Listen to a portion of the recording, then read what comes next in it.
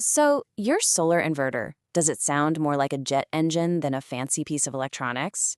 If so, you've probably been hunting for the quietest model out there. But what if I told you you're asking the completely wrong question?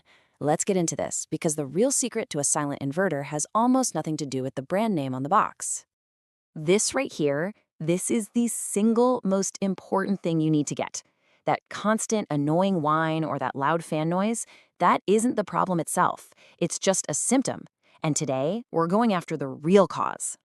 Okay, so if the noise is just a symptom, we've got to play detective. We need to diagnose the real issue. And that means figuring out exactly where that sound is coming from in the first place. Look, your inverter really only makes noise in two ways. First, there's something called electronic switching. That's the actual work of making AC power. But honestly, in any modern inverter, the frequency is so high-pitched that we humans can't even hear it, so we can pretty much ignore that. That leaves the real culprit, the one you can definitely hear, the cooling fans. That's it. It really is that simple. The fan inside your inverter has one job, and one job only, to get rid of heat. It doesn't spin up randomly. It doesn't care if you're trying to sleep. It only cares about one thing, the temperature of its internal parts. So if you can control the heat, you control the noise. End of story. All right, so the fans are all about heat. But where is all this heat coming from? This isn't some big mystery. It's just a little bit of physics. See, every single time your inverter does its job, it creates heat. It's just a natural byproduct. You've probably heard of an efficiency rating for appliances, right? Well, an inverter is no different. It takes DC power from your solar panels or batteries and flips it into AC power for your home. But here's the catch. No conversion is 100% perfect. Some of that energy always gets lost in the process. And where does that lost energy go? Yep, it escapes as heat.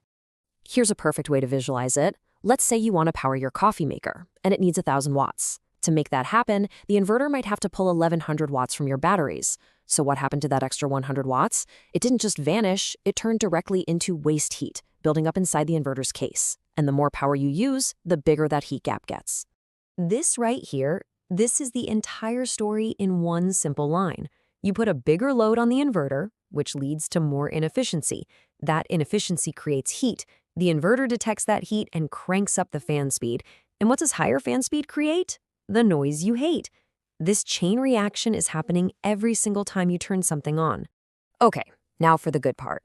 Since we know the problem is heat, not sound, we can totally change our approach. We're going to stop searching for a quiet inverter and start designing a cool running system. This is how you solve the problem before it even begins. It all comes down to these 4 pillars for a quiet system. We're going to touch on each one, but I'm telling you that first one, oversizing, is by far the most important, and it's the one most people get wrong. Just look at this comparison. It's night and day. In scenario A, you've got a 1,000-watt inverter, and you're running a 900-watt load. It's operating at 90% of its max capacity. That thing is stressed out, it's getting super hot, and you can bet its fan is screaming. Now look at scenario B. Same exact 900-watt load, but this time it's on a bigger 2,000-watt inverter. Now it's only running at 45% capacity. It's barely breaking a sweat. It runs way more efficiently in that lower range, creates a tiny fraction of the heat, and the fan? Well, the fan might not even turn on at all. That is the magic of oversizing. And the other steps just make things even better. A high-efficiency inverter obviously creates less waste heat to begin with. Low idle consumption is huge. Some cheap inverters get hot even with nothing plugged in, making the fan cycle on and off all day for no reason. And finally, smart cooling design. Better units use big, slow-moving fans that just make a gentle whoosh, not those tiny, whiny fans that sound like a mosquito in your ear. Now listen up, because this is critical. You could go out and buy the biggest, most efficient inverter on the planet and still have a terrible noise problem if you mess up this next part. Your installation isn't just an afterthought. It's a huge part of managing heat. These right here are the 3 cardinal sins of inverter installation. People try to fix the noise by putting their inverter in a sealed cabinet, but all you're doing is creating an oven. Or they'll shove it in a tight corner where the vents can't breathe. Or even worse, they'll install it right next to another hot piece of gear. Any one of these mistakes will trap heat and force that fan to run at 100% all the time. So the solution is actually really simple. Give it space. Let it breathe.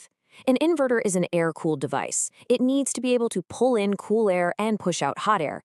Just think of it like any other computer or stereo. It needs good ventilation to stay alive. And this all leads to my final and honestly most critical point. I've been talking about noise as if it's just an annoyance, but a fan that's constantly screaming at you is actually a sign of a much deeper, much more dangerous problem. You see, chronic overheating literally destroys electronics from the inside out.